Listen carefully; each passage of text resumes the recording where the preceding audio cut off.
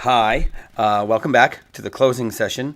You probably noticed a couple of things are different. I had a wardrobe change. It's kind of what you have to do in the business.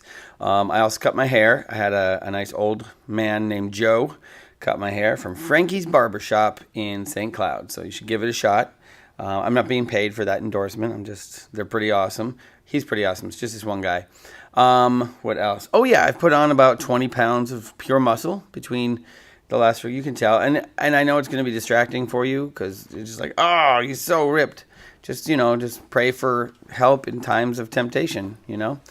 That's about it. I had to postpone for like a week. I couldn't do all the recordings because I have these kids that I have somebody watching them out this door. At any moment I expect somebody to come to that window and be like, help, he got away. So for the closing, I just wanted to encourage you as parents. I hope along the way this has been encouraging, but whenever I get a chance to speak, and if you've seen me speak, like give an actual talk, there's just one thing that I always focus on, and for parents especially, but for anybody wanting to live a vibrant Catholic life, and it stems from theology of the body. And if you know anything about TOB, it's a 750-page book that is the summary of John Paul II's. It's a transcript of his teachings for the first 5 years of his papacy. But if you haven't gotten into theology of the body, please do, because it's kind of the antidote to everything. It brings joy into your life, and it explains your existence. But what I wanted to do is John Paul II kind of boils down TOB in a certain sense just down to one word, and that word is gift. That all of life, all of the catechism and scripture and serving Christ and relationships and love and everything can be boiled down to just this one word, his gift, this one concept. And he calls it the hermeneutic of the gift. And hermeneutic is just like, hermeneutics technically is how you approach interpreting scripture. So he means your interpretive key to interpret everything should be this idea of gift.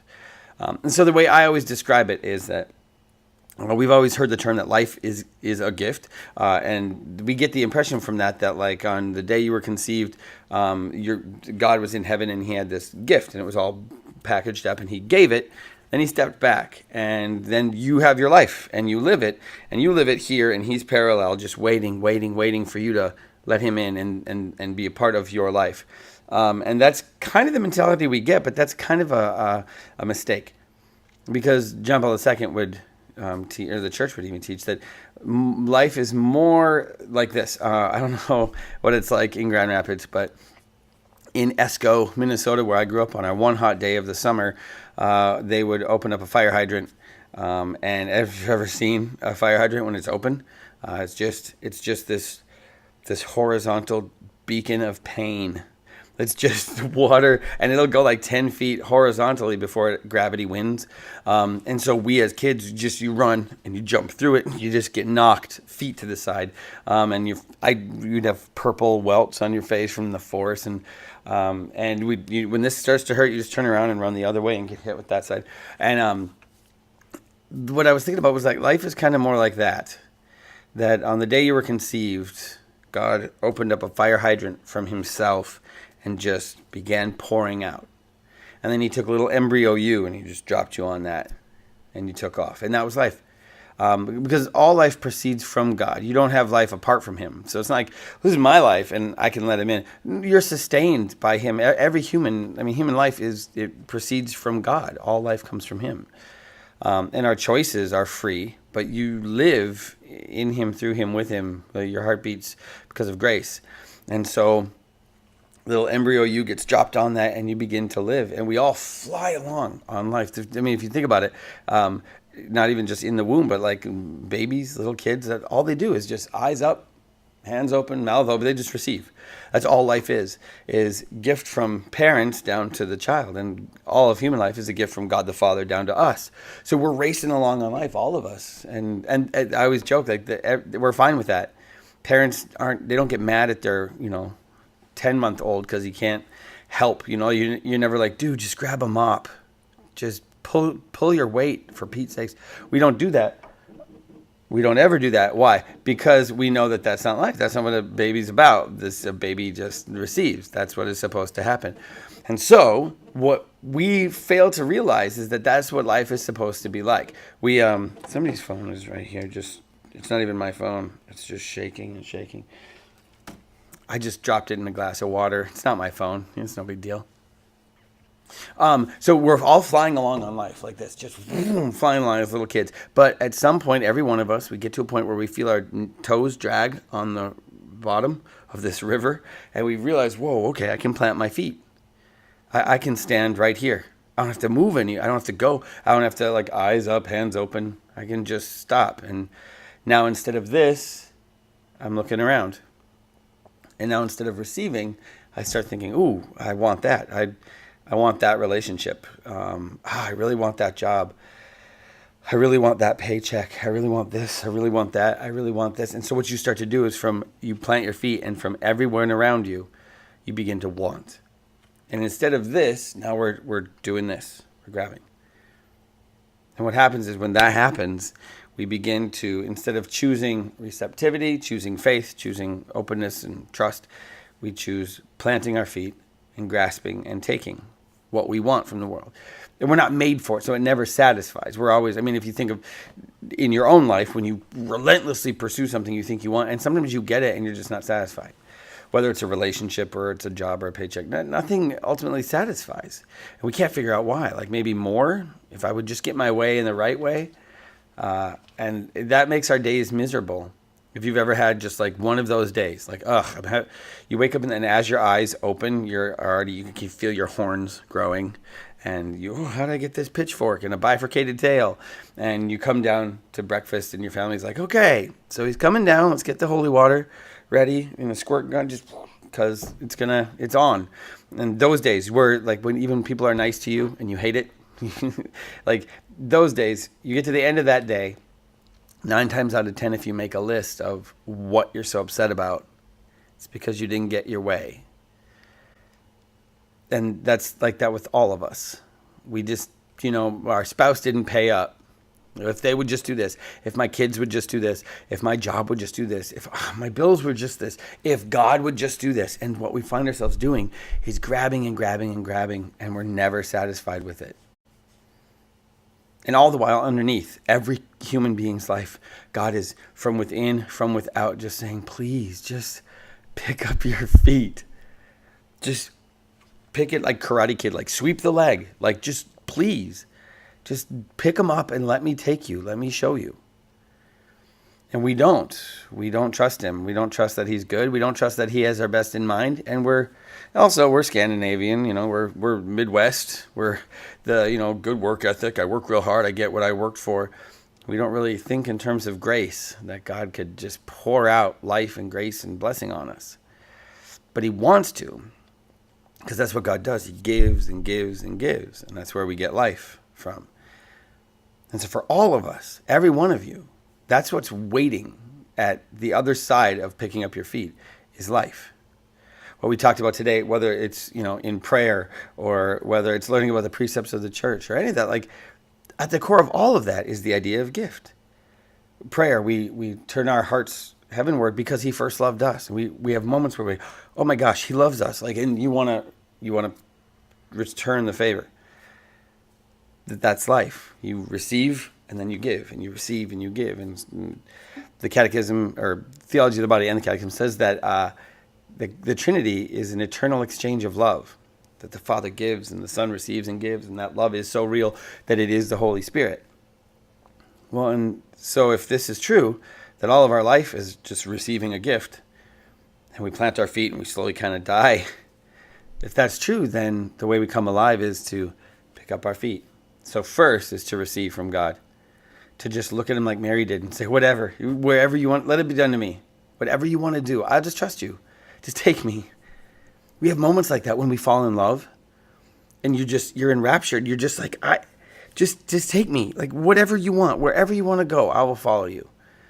And we get those moments because those are made to teach us about God. That's what humanity is for. That's what relationships are for, is to image God. And so for us, that's our challenge all the time at the core, is just to learn that, to remember that every day. When you get up in the morning, pick up your feet, pick up your feet. Don't plant, don't demand from this world, receive from this God. Don't demand from those around you, receive from your Father. He only wants to give you good things. And so from that follows the idea of rearranging your time as a family. We fill our time with everything, with some good and some bad and some neutral. And when the church comes in sometimes, or you'll hear us talk on just prioritizing, it always feels like a weight. Like, okay, it's one more thing I have to do. But it's not that. It's just getting to the point of saying, okay, I realize that some of the stuff that I'm carrying, it doesn't enable me to receive from God. Like I can't spend time with him because I'm busy with this thing. For a long time, that game Candy Crush obsessed the whole world.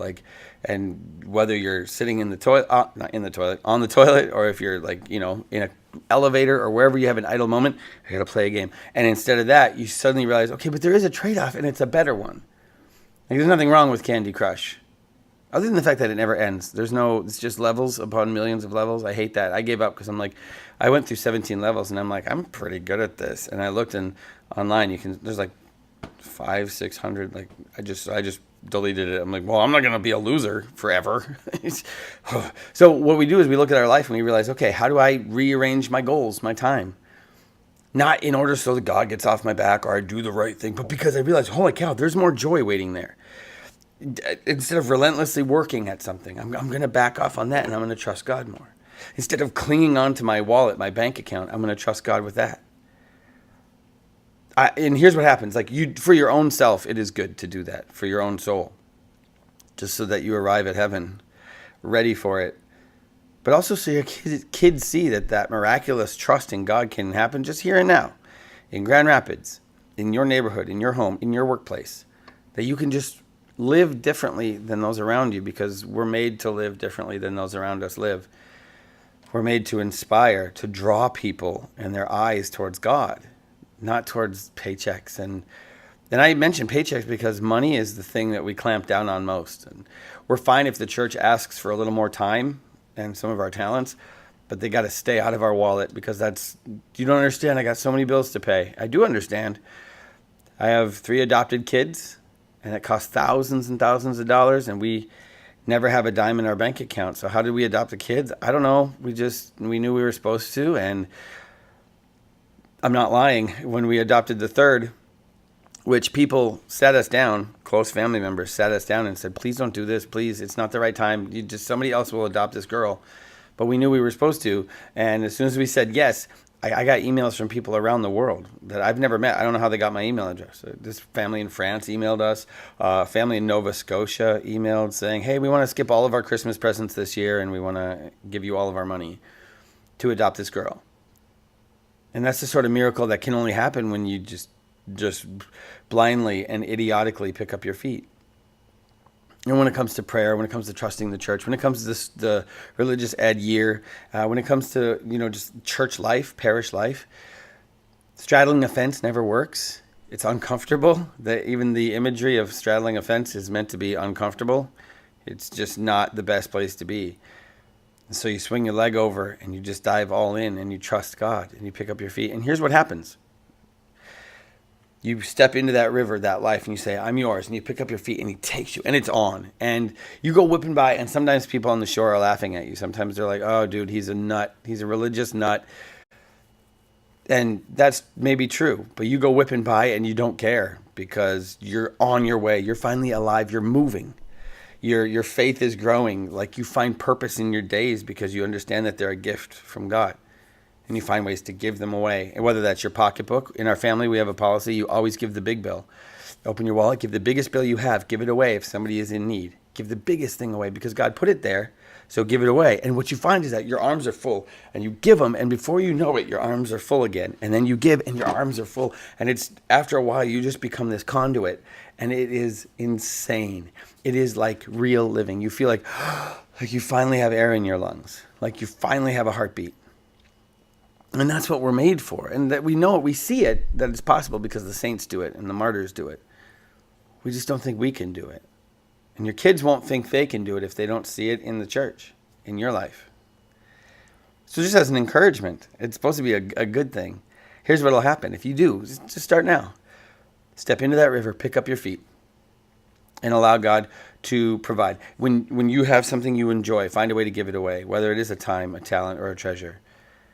So start giving some of your money away. It's insane what will happen when you give your money away. Start to give of everything. Give to your spouse without wanting anything back, without planting your feet. Give to your kids without planting your feet. Give to your job without planting your feet. Just give. Just give indiscriminately. Just give. Pour out blessing on everyone around you. You won't be empty. You won't be alone, because everything you need you'll receive from him. And that river will take you through, it'll take you through your hard times of life, the valleys, the shadow of death, rapids, waterfalls. It'll take you through all of that. Right through your death. Right into the throne room of heaven, to the shores of heaven. And you'll float up on that shore, and you'll step off, and you'll turn around, and there will be multitudes of people following you. Not because you set yourself up as a leader, but because they were on the shore, confused and bored, and just punching their mass card or punching their daily card, and they saw you go whipping by, alive, and they dove in after you to follow your lead. Be encouraged. Be excited. Know that what God has for you in your faith and as parents and everything is the best possible life if you just pick up your feet and trust him. Thank you.